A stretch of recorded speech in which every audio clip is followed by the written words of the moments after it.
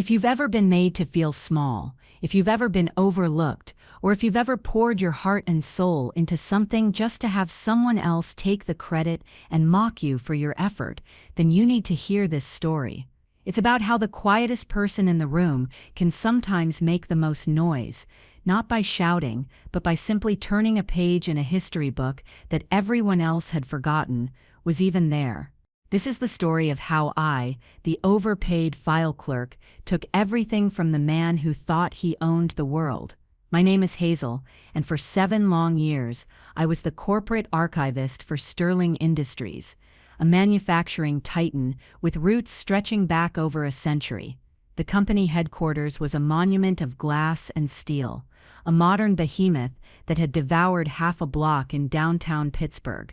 But my office, my entire world, was in the sub-basement.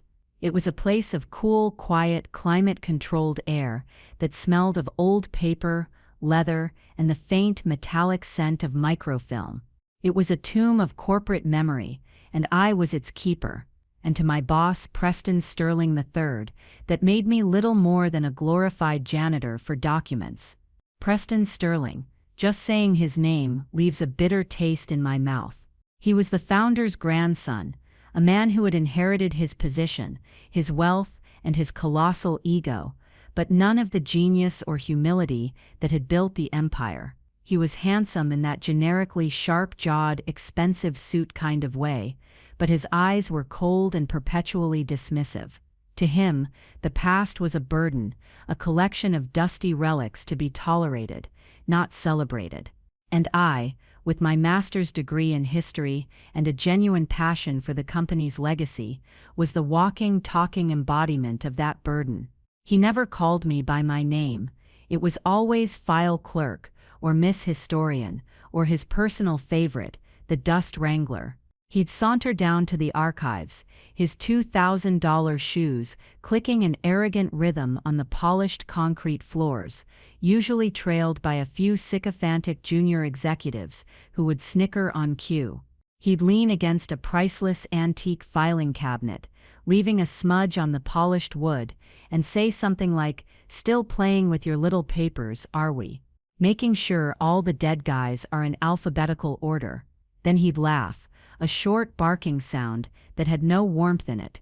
The final straw, the moment the deep simmering resentment in my gut finally ignited into a cold, hard flame, came on a Tuesday.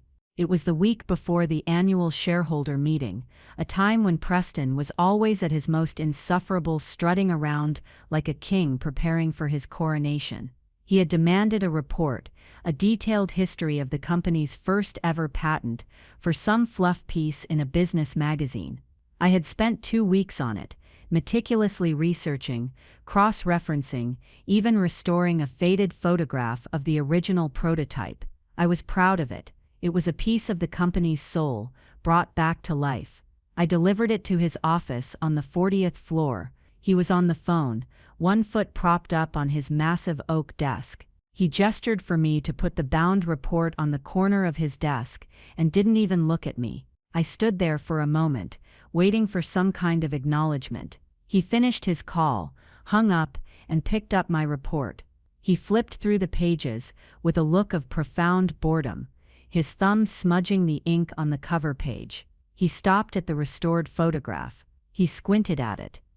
"What is this?" he asked, his voice dripping with condescension. "That's the original prototype for the Sterling gear lock, Mr. Sterling," I said, trying to keep my voice steady. I was able to restore the image from a glass plate negative I found in the... He cut me off with a wave of his hand. "Nobody cares about some rusty piece of junk from 100 years ago. They want to see the new stuff, the future. Drones, AI, synergy." He said the word synergy, like he'd invented it. "This," he said, holding up my report between his thumb and forefinger, as if it were a dirty diaper, "is useless. It's sentimental garbage." And then he did it. Right in front of me, he turned, dropped my 2 weeks of painstaking work into the polished chrome trash can beside his desk, and then looked back at me. "Your history degree is showing," he said with a smirk. Try to be more of a 21st century employee and less of an overpaid file clerk. Now, if you'll excuse me, I have a company to run. I just stood there, my blood running cold. I couldn't speak. My throat had closed up. All I could do was stare at the corner of my report, the one I had bound by hand, peeking out from under a discarded coffee cup in his trash. I turned and walked out of his office, my footsteps silent on the plush carpet. I didn't take the elevator. I took the stairs, all 40 flights down to the sub-basement. Each step was a hammer blow, pounding a single thought into my head. He was right about one thing. He had a company to run, but I had its history. And history, I was beginning to realize, held all the power. Back in the quiet solitude of the archives, I sat at my desk, the silence a stark contrast to the roaring in my ears. I felt a profound sense of despair wash over me. It was a familiar feeling, a heavy cloak I'd worn for years. But this time, it was different. The humiliation was so sharp, so public in its intimacy, that it pierced through the resignation.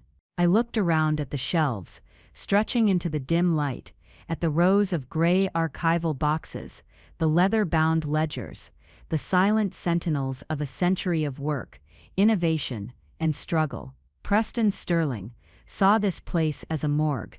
I knew it was an armory. My predecessor, a kindly old man named Arthur, who had retired just before I was hired, had left me a note. He'd been putting off the company's biggest project, the full digitization of the founding documents. They were stored in a special lead-lined vault box from 1922, the year of incorporation. Arthur's note said, "The old man was particular, said some things are better left to time." I had always respected that. But Preston Sterling had just thrown my respect and my work into the garbage. Time was up. I retrieved the key from the office safe. It was old, iron, and ornate. The vault box was in a small, climate-controlled chamber at the very back of the archive. It was heavy, and I had to slide it onto a cart to move it to my workstation. It wasn't locked with a key, but with a complex mechanical dial that I'd never touched. The combination was in a sealed envelope. Arthur had left me, marked for posterity's sack. With trembling hands, I tore it open and began turning the dial. The clicks echoed in the silence. When the final number aligned, there was a deep, satisfying thud as the bolts retracted. I lifted the heavy lid. The air inside smelled of dust and vanilla, the scent of ancient paper. On top was a single large leather-bound folio. The cover was embossed with the original Sterling Industries logo, a lion holding a gear. I lifted it out and placed it on the velvet cloth I'd laid out on my desk. I opened it. The first page was the company's Articles of Incorporation. I'd seen copies, of course, but this was the original. The ink was faded to a dark brown, the signatures elegant and looping. Jonathan Sterling I, his partners. It was beautiful. I began carefully scanning each page, my historian's heart beating a little faster with each document. There were letters, early financial statements, partnership agreements, and then I found it. It was a separate document, tucked into a sleeve at the back of the folio. It was thicker, written on a heavy vellum, and titled simply, "The Charter of Governance." I had never seen or heard of this document. It was not in any of the corporate bylaws I had ever been asked to reference. I began to read. My breath caught in my throat. The charter was radical, a product of a founder who, it turned out, deeply mistrusted his own bloodline. Jonathan Sterling had seen how family fortunes were squandered by lazy, entitled heirs. The charter stated, in painstakingly clear legal language, that while the Sterling family would hold a majority of the common stock, the controlling interest of the company, the power to appoint the board, to set the company's direction, to hire and fire its CEO, was not tied to that stock. It was not based on a bloodline. It was vested entirely and irrevocably in a single unique instrument, a Class A founder's share. A single stock certificate. My eyes scanned the document, my heart pounding against my ribs.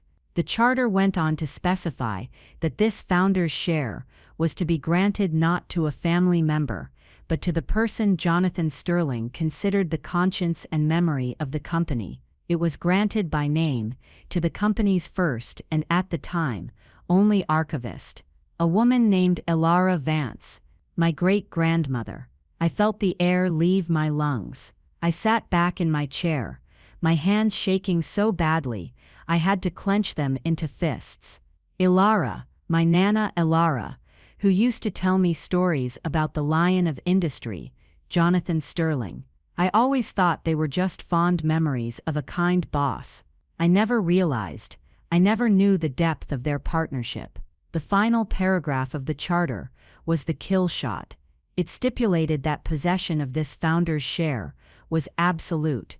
Ownership was determined by physical possession of the certificate itself. It was a bearer stock, a relic of a different financial era, making the holder, whoever they may be, the true power behind Sterling Industries. I stood up and walked on unsteady legs to the small kitchenette in the archive, splashing cold water on my face. This couldn't be real. It had to be some ceremonial, long-voided document. But it was there, in black and white, signed by the founder, and witnessed by his entire original board. And the certificate, the actual, physical founder's share, I knew exactly where it was. It had been sitting in a dusty fireproof safe in my family's home for 80 years, passed down from my great-grandmother, to my grandmother, to my mother, and then to me. It was tucked inside an old book of poetry, dismissed by everyone as a beautiful but worthless antique. My mother had given it to me when I got the job at Sterling Industries. Elara would have wanted you to have this, she'd said. A piece of her history, now that you're part of it. A piece of her history. It wasn't just a piece of history, it was the whole thing. I looked at my reflection in the dark screen of a microfilm reader. My face was pale, my eyes wide. Preston Sterling had called me a file clerk. He had thrown my work in the trash. He ruled the company with an iron fist, secure in the belief that his name was his crown. And in my family's safe, I had the scepter.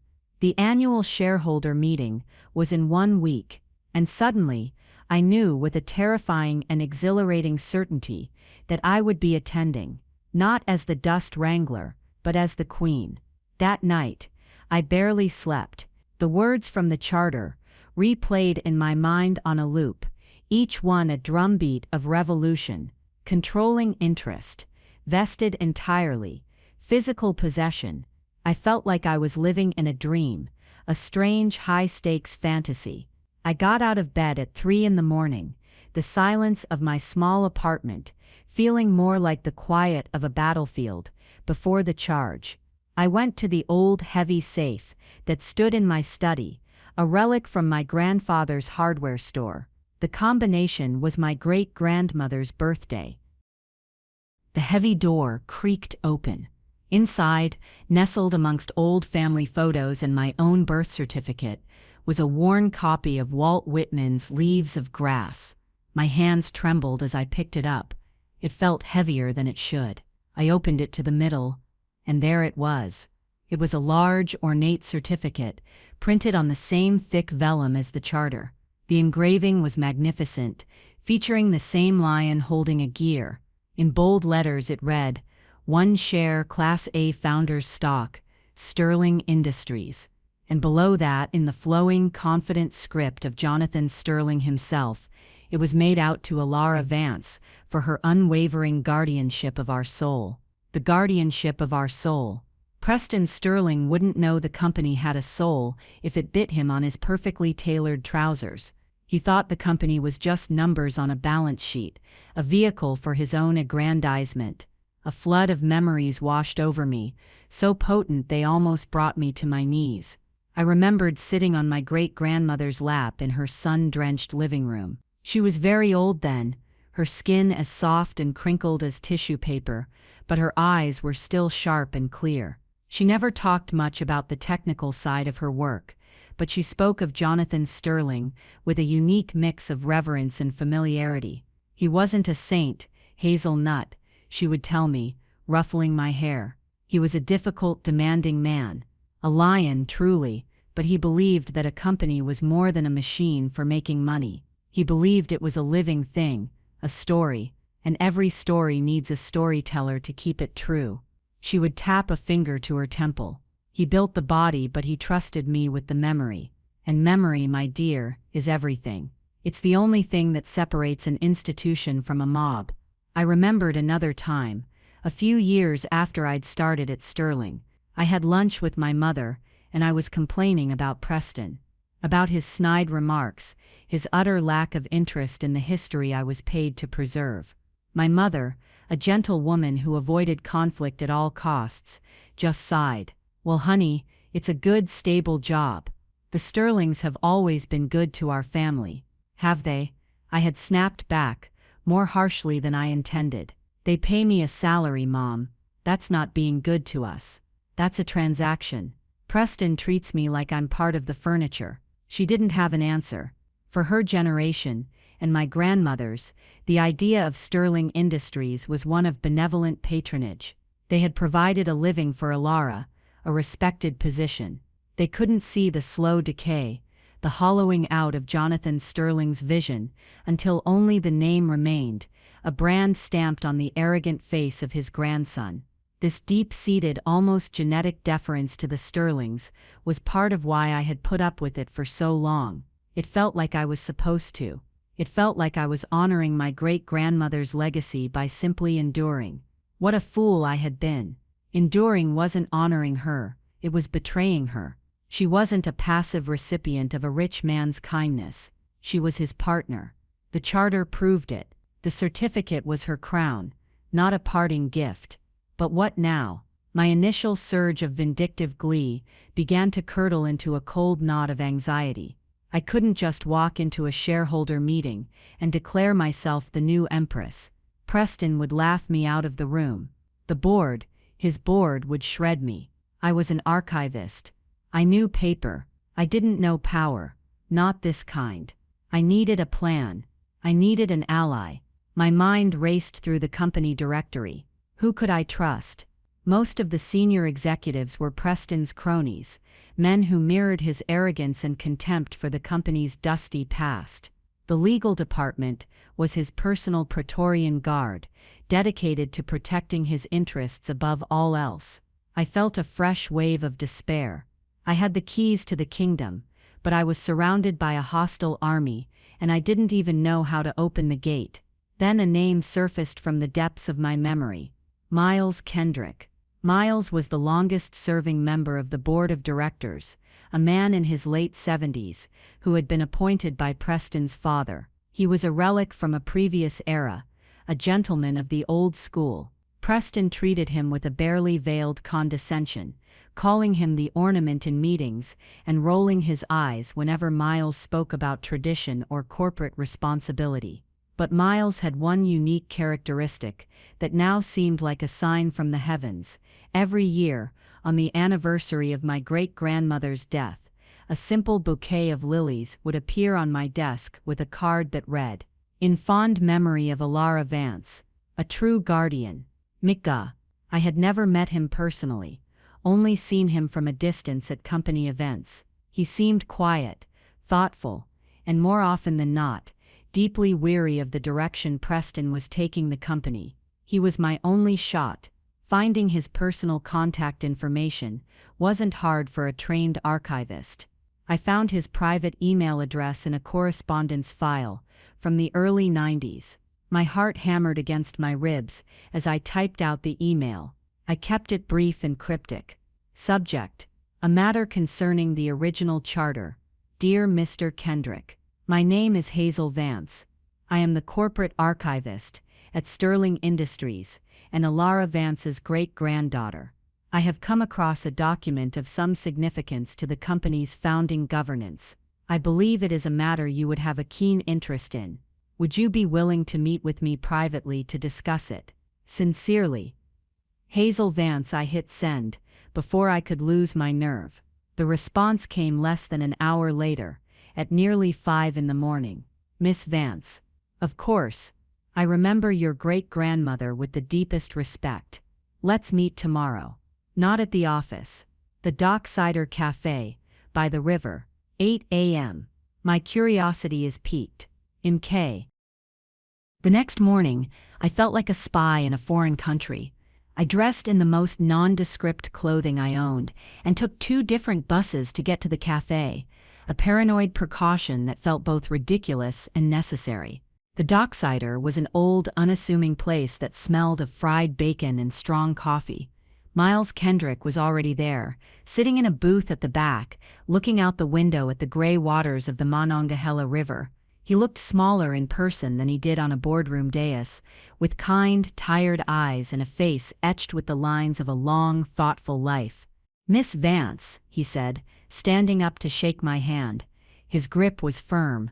"Please call me Miles." "Hazel," I replied, my voice a little shaky. We ordered coffee, and the silence stretched between us. He didn't press me. He just waited, watching me with an unnerving placidity. Finally, I took a deep breath and pulled a folder from my bag. I hadn't brought the originals.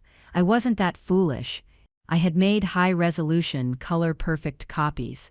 I slid the copy of the Charter of Governance across the table. He put on a pair of reading glasses and began to read. I watched his face. At first it was calm, a flicker of academic interest in his eyes. Then his eyebrows shot up. He read the paragraph about the founder's share twice, his lips moving silently. He looked up at me, his eyes wide with an emotion I couldn't quite decipher. It was a mix of shock, awe, and something else, something that looked like hope. "My God," he whispered, his voice raspy. He took off his glasses and rubbed his eyes. "The lion's share, I'll be damned. It's real." "The lion's share?" I asked. "It was a legend," he said, his voice gaining strength. "A ghost story the old-timers used to tell when Preston's father took over. They said old Jonathan Sterling never trusted his son, that he'd put a secret check on the family's power.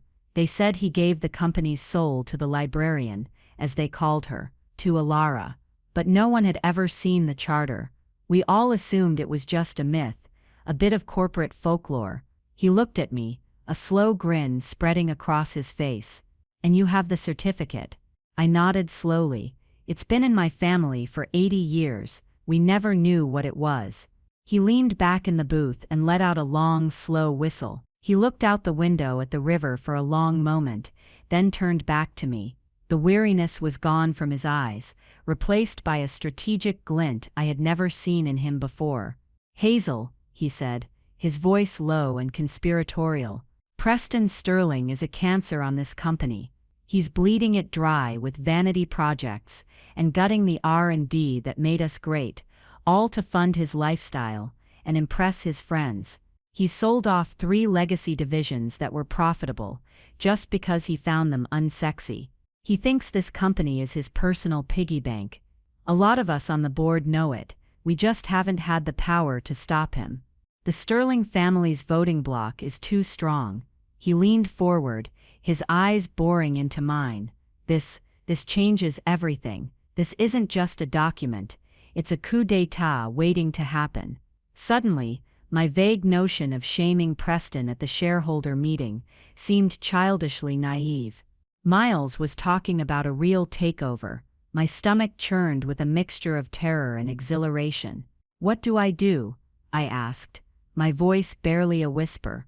"The first thing you do," Miles said, tapping the copy of the charter, "is you do nothing, not yet. You go back to work. You act exactly as you always have. Be the quiet, invisible archivist.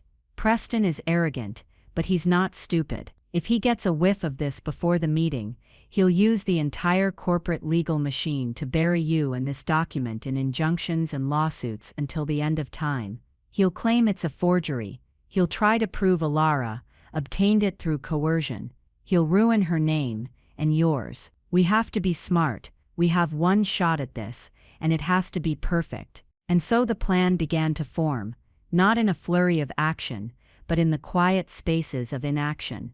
Miles became my secret general, my mentor in a war I never knew I was meant to fight. We communicated through encrypted emails and burner phones, like characters in a spy thriller. He taught me about corporate law, about board procedures, about the personalities and weaknesses of every single person who would be in that room. Preston's power, Miles explained to me, during one of our clandestine meetings in a dusty corner of the Carnegie Library, is built on the perception of its permanence.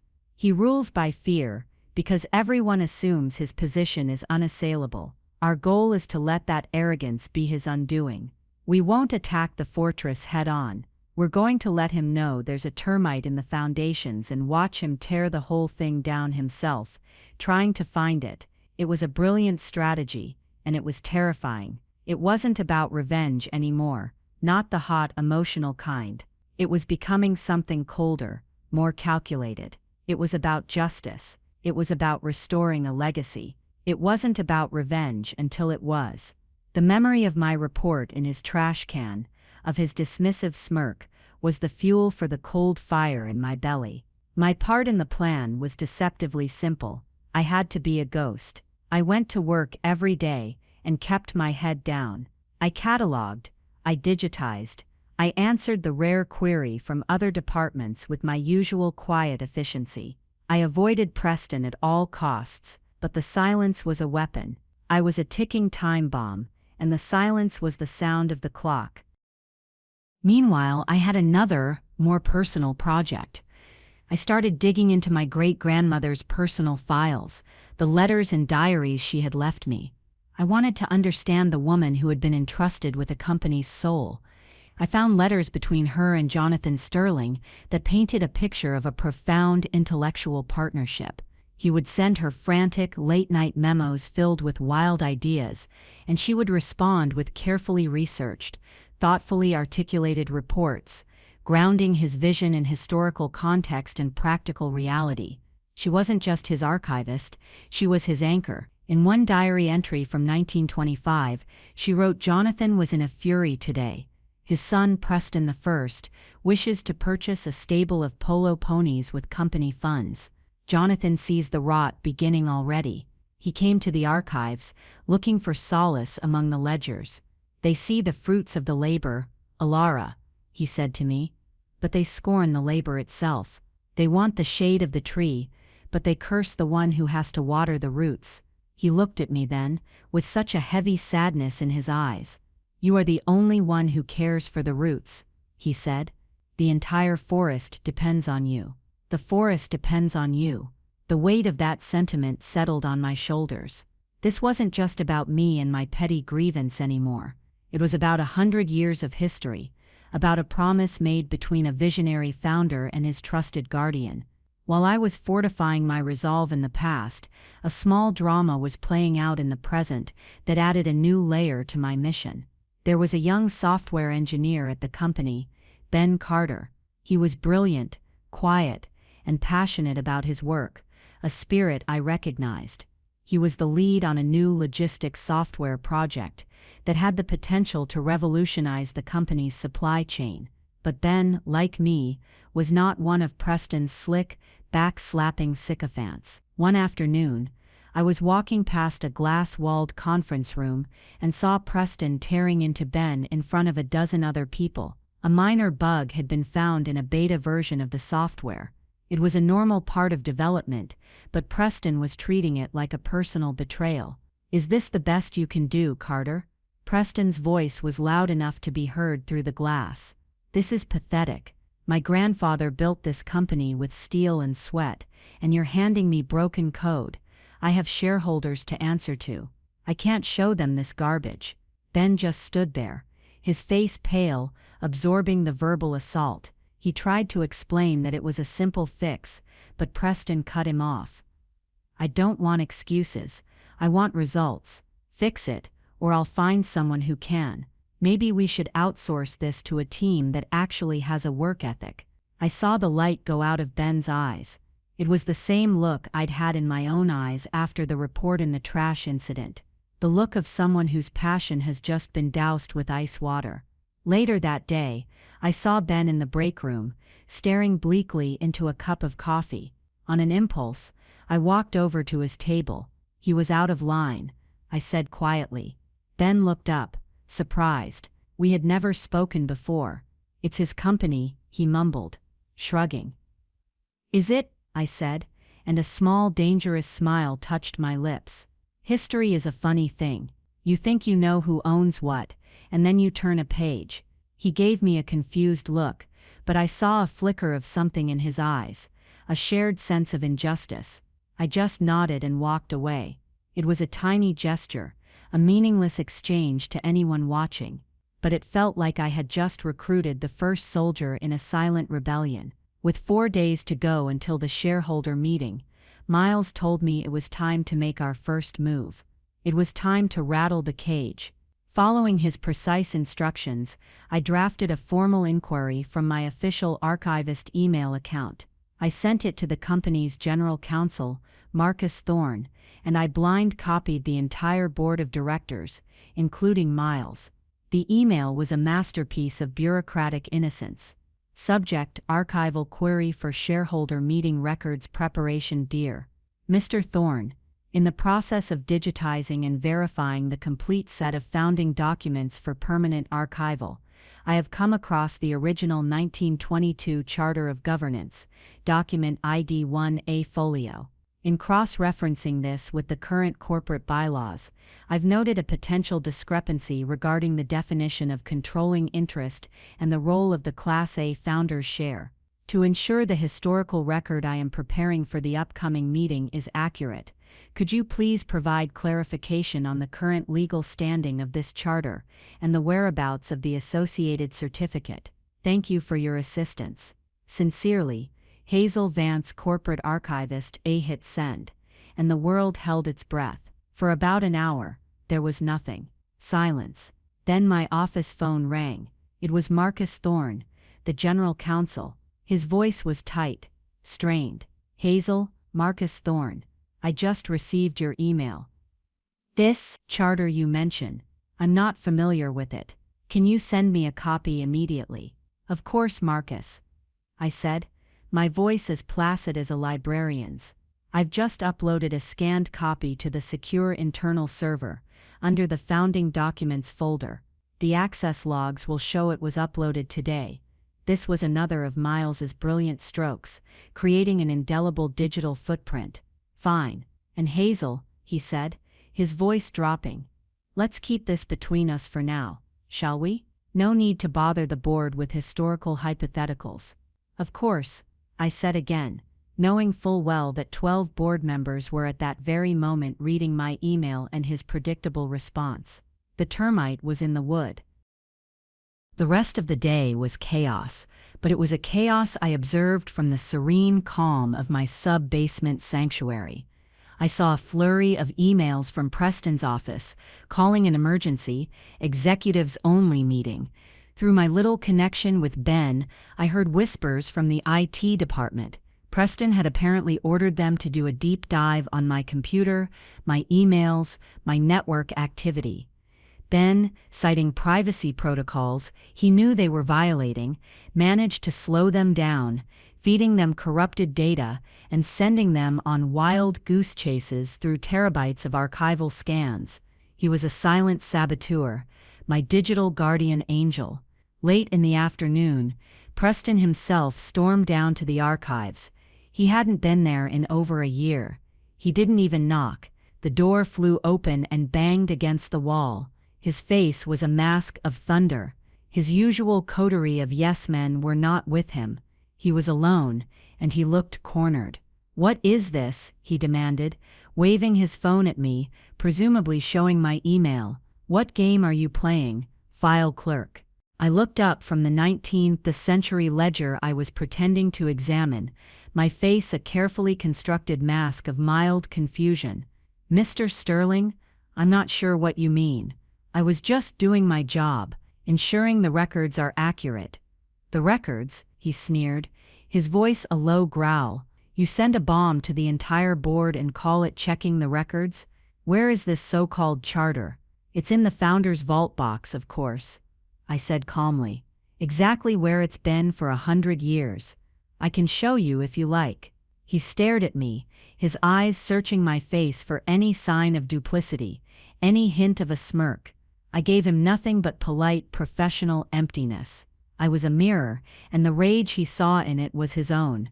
He was a predator, and I had suddenly vanished, replaced by a scent he couldn't track. It was driving him mad. "You are on very thin ice," he hissed. "I don't know what you think you've found, but it's nothing. A historical curiosity. It means nothing. Do you understand me? I understand that my job is to preserve the company's history, Mr. Sterling," I said, my voice still perfectly level. "Its full history. I'm sure the lawyers will sort out what it all means." He stared at me for another long, silent moment, his jaw working. Then he turned on his heel and stormed out, slamming the door behind him. The silence that fell in his wake was the most satisfying sound I had ever heard. The panic had officially begun. Miles had been right. Preston wasn't just looking for a termite anymore. He was taking a sledgehammer to his own house. The next 2 days were a blur of escalating paranoia from the 40th floor. Preston tried to call an emergency board meeting to amend the company bylaws, a desperate attempt to nullify the charter before it could be formally presented. But Miles, my glorious, unflappable general, threw up a wall of procedural red tape. He invoked a little-known clause in the bylaws, a clause he himself had helped write 30 years ago, that required a 10-day notice for any meeting intended to alter the corporate governance structure. It was a checkmate. Preston was trapped, forced to wait for the annual meeting, his rage, with no legal outlet, turned toward me. The next phase of his attack was manipulation. The day before the meeting, he summoned me to his office. The change in his demeanor was jarring. The thunderous rage was gone, replaced by a sickening synthetic charm. He was standing by the window, looking out over the city that he believed he owned. "Hazel," he said, turning to me with a warm, practiced smile. He used my name for the first time in 7 years. It sounded wrong coming from his lips. "Come in, sit down." I remained standing. "You know, I've been thinking," he said, walking over to his desk. He leaned against it, striking a casual, friendly pose. "I haven't been fair to you, to the work you do. It's important.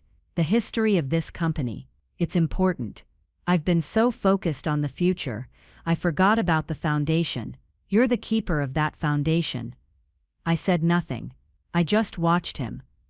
"I was impressed by your initiative, digging up that old charter," he continued, his smile unwavering. "It shows real dedication, the kind of dedication I value. In fact, I've been thinking it's time for a change. I'm creating a new position, Vice President of Corporate Heritage. A corner office, right here on this floor. A significant salary increase, of course. And a seat on the Executive Council. It's yours if you want it." It was a bribe, wrapped in a promotion. A clumsy, desperate, insulting bribe. He thought he could buy my silence. He thought he could buy my great-grandmother's legacy for a corner office and a fancy title. And what would my duties be? As Vice President of Corporate Heritage? I asked. My voice still a placid, emotionless calm. "Your duties?" He chuckled. "To advise me, of course. To help me connect with our history. And naturally, to manage the archival records. That includes, you know, deciding which documents are relevant to our modern operations and which are historical footnotes, best kept in the vault for posterity." He was asking me to bury the charter myself. The sheer audacity of it was breathtaking. He wasn't just trying to bribe me. He was trying to make me a willing accomplice in the erasure of my own history, my own power. I let the silence hang in the air for a long moment. I looked him right in the eye. "Thank you for the offer, Mr. Sterling," I said, "but I am quite content in my current role. I find the work very fulfilling." The smile on his face vanished. It didn't fade, it snapped off, like a light being switched off. The cold, hard predator was back. "I see," he said, his voice dropping an octave. "You're making a mistake, Hazel. A very big mistake. You think you have some kind of leverage here, some forgotten piece of paper. Let me be clear. I will fight this. I will drag your name and your great-grandmother's name through the mud. I will paint her as a manipulative secretary who tricked a dying old man. I will ruin you. You will never work in this city, or any city, again. You'll be the overpaid file clerk who got fired for forgery. Is that the legacy you want?" There it was, the final, desperate threat. The iron fist, stripped of its velvet glove, and in that moment, I felt no fear. All the years of quiet humiliation, all the condescension, all the disrespect, it had all been tempering me, forging me into something hard and unbreakable. He thought he was threatening me. He was only strengthening my resolve. "My great-grandmother's legacy is not for you to define," I said. My voice quiet, but ringing with a finality that startled even me. "And as for mine, I suppose we'll find out what it is tomorrow, at the meeting." I turned and walked out of his office, not waiting for a dismissal. I could feel his eyes burning into my back, but I didn't look back. The war of words was over. The next battle would be for the company itself.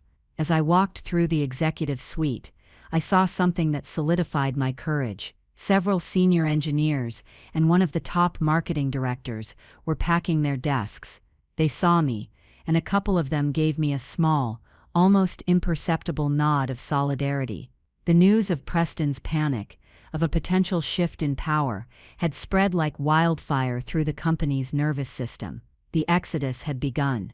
People weren't just fleeing a potentially sinking ship, they were fleeing a tyrant. They were choosing a future they couldn't yet see over a present they could no longer bear. It wasn't just my fight anymore. It was for all of them. The morning of the annual shareholder meeting was gray and overcast, the sky over Pittsburgh the color of slate. It felt appropriate. It was a day for endings and beginnings. I dressed carefully, not in a power suit, but in a simple, elegant dark gray dress. I wanted to look like myself. A historian, a keeper of memory. My only accessory was the thin leather portfolio I carried, which held the authenticated copy of the charter, and nestled in a protective sleeve, the original founder's share. It felt impossibly heavy, like it contained the weight of a century. I took a cab to the convention center downtown. The grand ballroom was already filling up. It was a sea of dark suits and muted colors, the air thick with the murmur of polite conversation and the scent of expensive coffee. I saw Preston at the front of the room, standing with a group of board members. He was laughing, a loud, forced sound, but his eyes were constantly scanning the crowd. He was looking for me. When his eyes finally met mine, his laughter died in his throat. He gave me a look of pure, venomous hatred, a silent promise of annihilation. I simply held his gaze, my expression neutral, and then found my seat in the third row. Miles had arranged for my seat to be near the front, right by the aisle. The meeting began. The preliminary reports were read, the financial statements presented. It was all a dull, predictable drone. I could feel the tension in the room, though. The board members kept glancing from Preston to me. The rumors had clearly done their work. Something was coming. Finally, it was Preston's turn to speak. He strode to the podium with his usual arrogant swagger, but I could see the fine tremor in his hands, the faint sheen of sweat on his brow. He launched into his speech, a bombastic ode to his own leadership. He talked about record profits, profits built on the back of the divisions he'd gutted. He talked about a bold vision for the future, a future built on buzzwords and empty promises. "Sterling Industries has never been stronger," he boomed, his voice echoing through the ballroom. "Under my leadership, we have streamlined our operations, we have pivoted to new markets, and we have positioned ourselves to dominate the next century, just as our founder, my grandfather, dominated the last.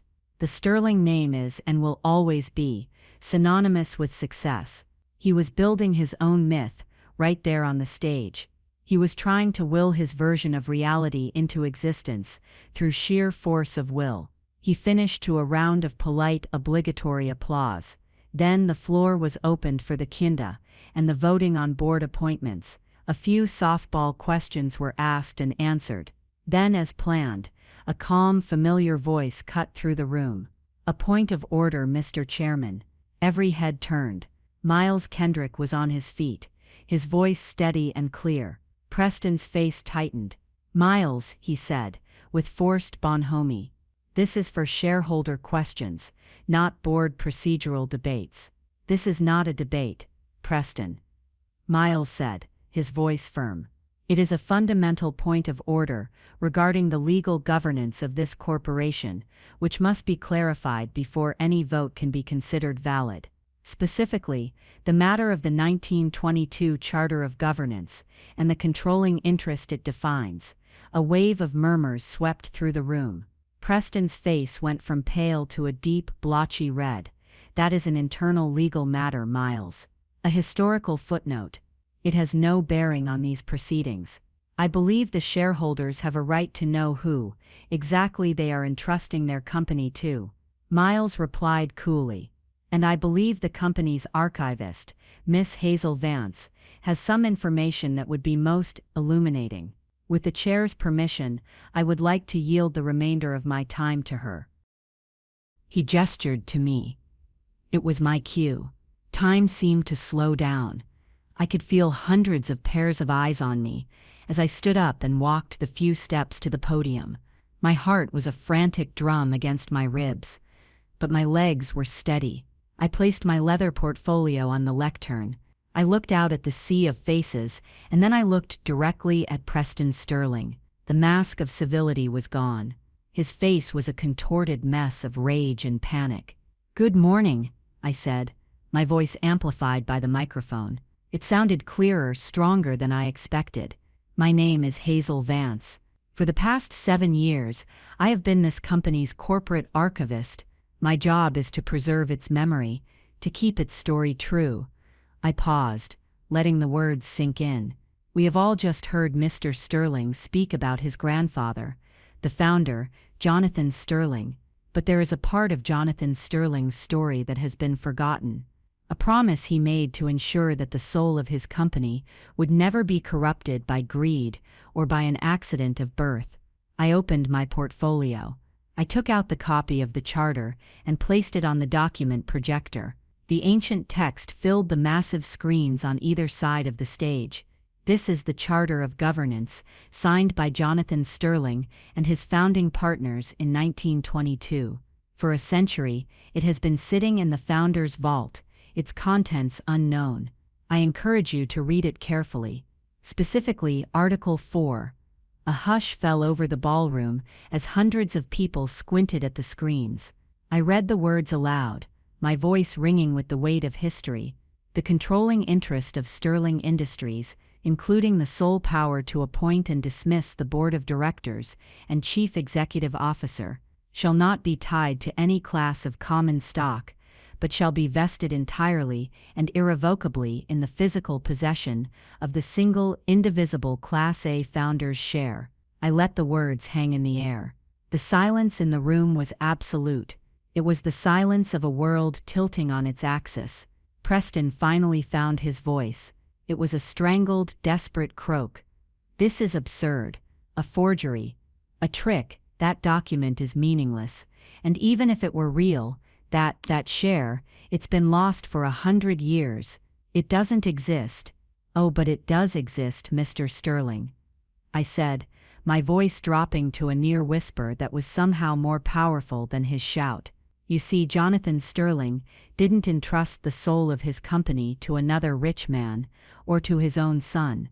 He entrusted it to the person he trusted most, the guardian of his company's memory." I reached back into my portfolio and slowly, carefully, drew out the original certificate. I held it up. The light caught the intricate engraving of the lion holding the gear. "He gave it to the first corporate archivist," I said, my voice rising with a strength I never knew I possessed. "A woman of integrity and intelligence. a woman named Elara Vance, my great-grandmother. I placed the certificate on the projector.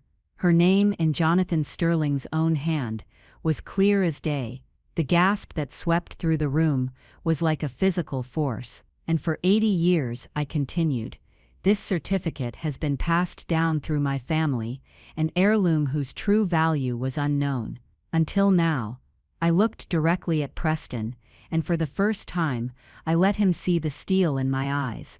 This certificate is not lost, Mr. Sterling. It is not a myth, it is right here, and it is mine.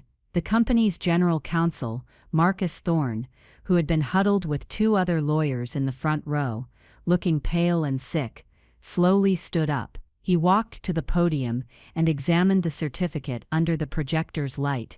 He looked at the charter on the screen. He looked back at the certificate. He adjusted his tie and cleared his throat. Mr. Chairman, shareholders, his voice was thin, reedy. Our legal team has been reviewing the charter since it was brought to our attention. We have consulted with outside experts on corporate law and historical documents. The charter is authentic, and it is legally binding, and this certificate, he gestured weakly at the document under my hand, appears to be the authentic founder's share described within it. It was over. The confirmation was absolute. The power had shifted, not with a bang, but with the quiet rustling sound of a 100-year-old piece of paper. Preston Sterling just stood there, his mouth hanging open. The color had drained from his face. He looked at me, at the certificate, at the faces of the board members who were now refusing to meet his gaze. He looked like a king whose castle had just dissolved into dust around him, and then he finally broke. "No," he screamed, the sound raw and animalistic. "This is my company. My name is on the building. You're nobody, you're a file clerk." He lunged toward the podium, toward me, his hands reaching for the certificate, but he never made it. 2 large security guards, signaled by Miles, stepped forward and intercepted him, each taking an arm. He struggled, his expensive suit wrinkling, his face contorted in a mask of impotent fury. "Get your hands off me.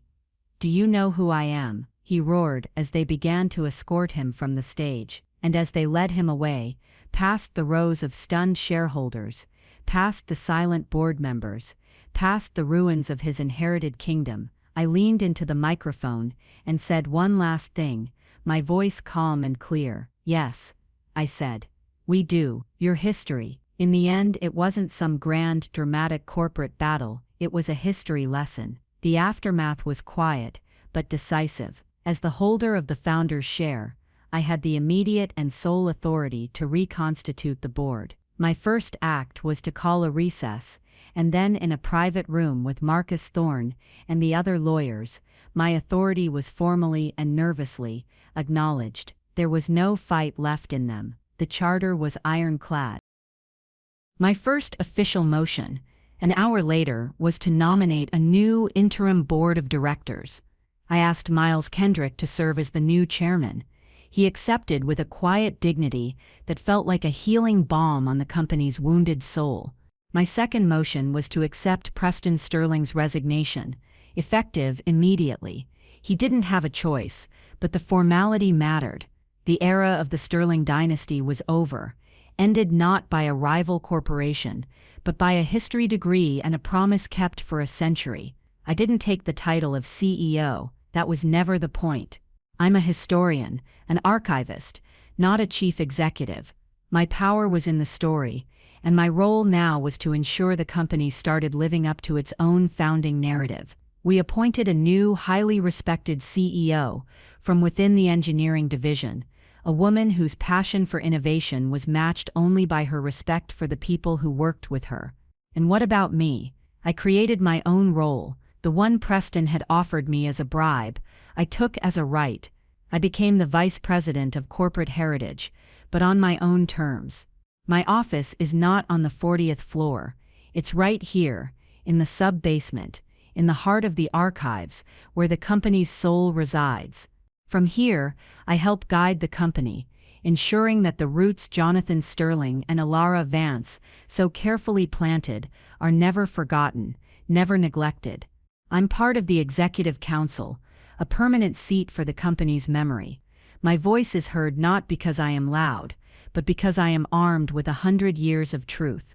Ben Carter? I made sure one of the new board's first acts was to fully fund his logistics software project, and I promoted him to head of a new independent innovation lab, free from the kind of suffocating management that crushes creativity.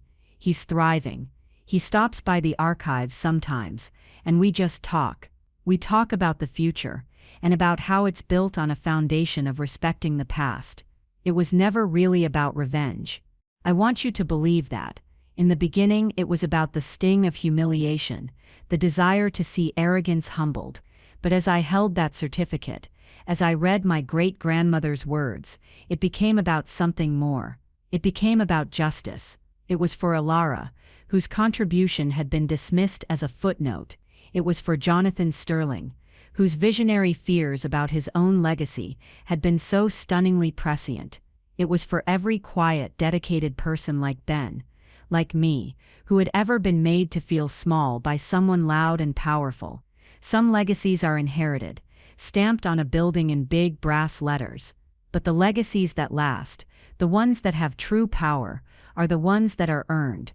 They're earned through dedication, through integrity, and through the quiet, tireless work of keeping a story alive. Preston Sterling thought history was a burden. He learned in the most public way imaginable that history is actually gravity. You can ignore it for a while, but sooner or later, it pulls everything back down to earth. So if you're feeling overlooked, if you feel like your work doesn't matter, remember my story. Remember that the quietest corners often hold the most powerful secrets. And sometimes, the most revolutionary act you can commit is to simply read, to learn, and to share the truth that you find. History is always waiting for its moment. You just have to be brave enough to turn the page. Thank you for listening to my story. If it resonated with you, if you've ever felt the sting of being undervalued, please share your own story in the comments below. I read every one. And if you'd like to hear more stories about justice, vindication, and the quiet power of truth, please like this video and subscribe to the channel. You never know what piece of history we might uncover next.